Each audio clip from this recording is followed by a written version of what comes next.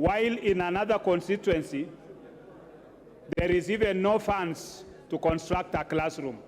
Students are reading in a tree.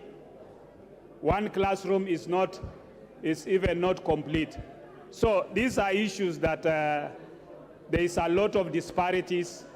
And when we came back in the last parliament, there are some things that were done in making that CDF be done on ward levels.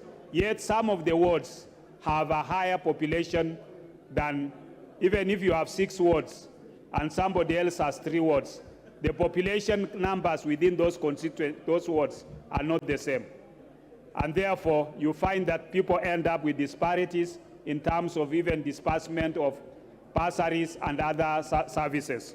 So, Honorable Speaker, CDF or NGCDF has done tremendous things within these 26 constituencies in the coastal region that you are able to see, that you are able to feel.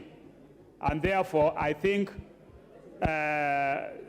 we should be able to continue doing more audit reports, looking at what CDF has done, and really appreciating the services that the Wananchi are getting through CDF. With those few remarks, Honorable Speaker, I want to support the report of the committee.